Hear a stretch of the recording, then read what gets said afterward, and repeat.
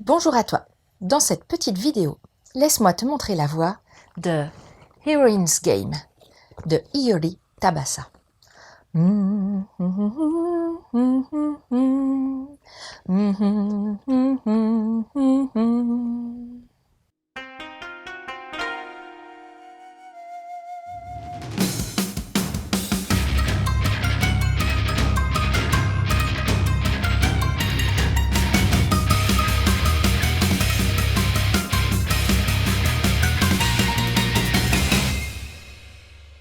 Alice est une idol, leader du groupe Wonder Princesses. Elle chante, elle danse, elle est jolie comme un cœur, mais elle en a très peu du cœur. Elle est prête à tout pour devenir une super idol, et gare à celle qui se mettrait en travers de son chemin. Mais un beau jour, ou peut-être une nuit, près d'un arbre, elle était endormie. Et quand elle se réveille, elle n'est pas au paradis. La faim, la soif, une forêt effrayante, un gros chat, c'est terrible ça. Elle déteste les chats. Et une héroïne, toute de rouge vêtue, s'en revenant de chez Mère Grand, qui la prend en chasse. Bienvenue dans la Battle Royale des héroïnes.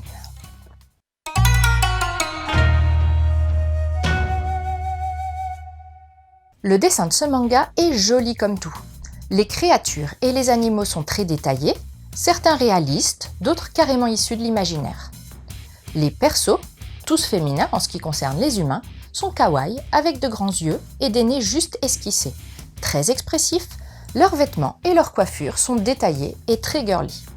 Mais le côté mimi s'arrête là, car les décors, pas mal travaillés eux aussi, font souvent flipper, que ce soit la forêt du Chaperon Rouge ou les marécages de Poucettes. Quand elles ne s'étripent pas, les filles se retrouvent dans un château luxueux, autour d'une table de banquet, pour prendre le thé, en attendant qu'une nouvelle partie commence. Le contraste entre les univers contes de fées et horrifiques est bien maîtrisé, et l'ensemble est vraiment super plaisant.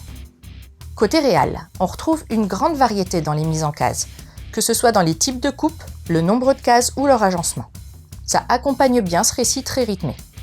Il y a quelques pleines pages bien à propos qui permettent de focaliser sur une des héroïnes ou sur une action.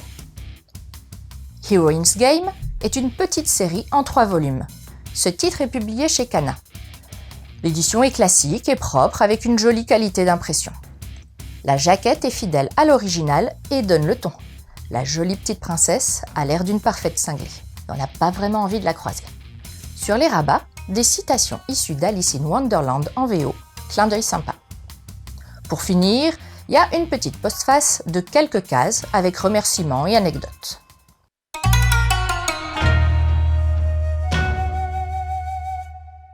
On ne sait pas grand-chose de Iori Tabasa, et pour cause, c'est sa première série sortie en France. J'ai même pas réussi à savoir si c'est un homme ou une femme. Les biographies succinctes, le ou la concernant, ne sont pas d'accord sur son genre. Du coup, j'ai fouillé un peu, je suis allée sur les pages de ses éditeurs japonais, sur sa propre page web, sur son compte Twitter en japonais aussi. En vain. Mais je peux te dire qu'il ou elle choisit ses persos féminins comme avatar. Qu'il ou elle aime manger et cuisiner, et publie énormément de photos de jolis plats appétissants, et qu'il ou elle aime les chats. Quoi ? Tout ça, tu t'en fous. Ce qui t'intéresse, c'est son taf de mangaka ? Ok. Heroine's Game est sa 4e série, sortie en 2018 au Japon, chez l'éditeur Shinchosha, et la première à être publiée en France. Avant ça, entre 2008 et 2017, Iori a dessiné et scénarisé 4 autres séries, toutes courtes, publiées chez Shinchosha ou chez Shogakukan. Je peux pas t'en dire plus, c'est tout ce que j'ai. Qu'est-ce que j'ai pensé de ce titre ?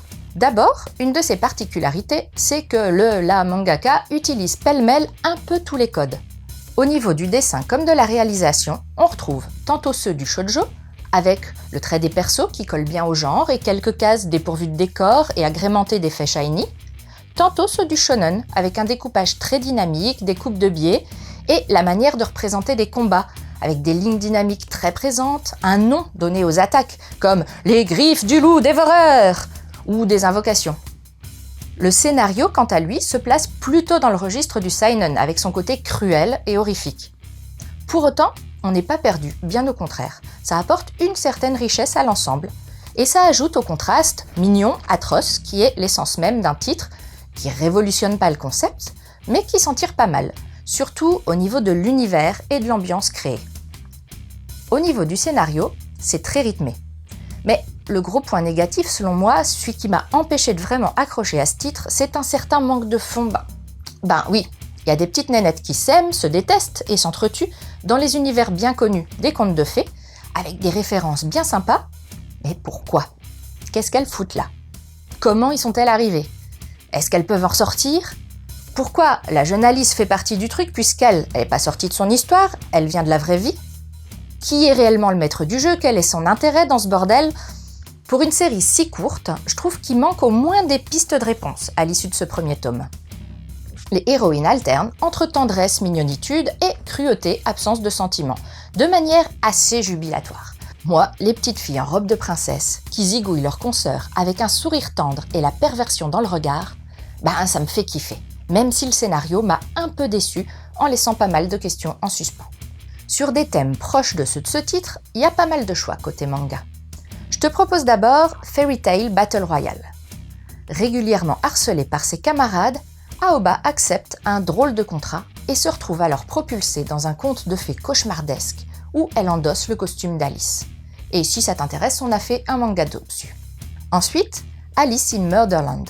La matriarche d'une puissante famille annonce à ses enfants autour d'une tasse de thé qu'un seul d'entre eux deviendra l'héritier de son empire. La charmante petite fratrie va donc joyeusement s'étriper, et une des filles de la famille va se transformer, encore une fois, en une Alice assoiffée de sang.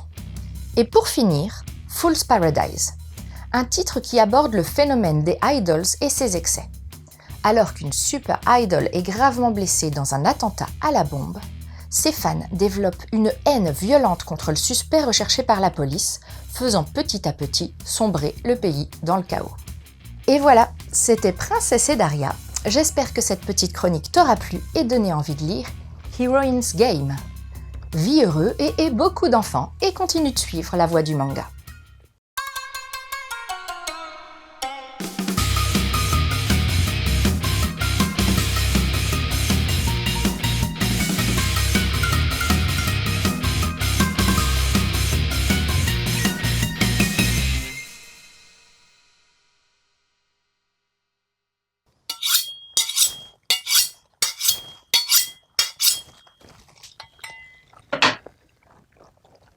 Qu'il se pointe maintenant, le prince charmant.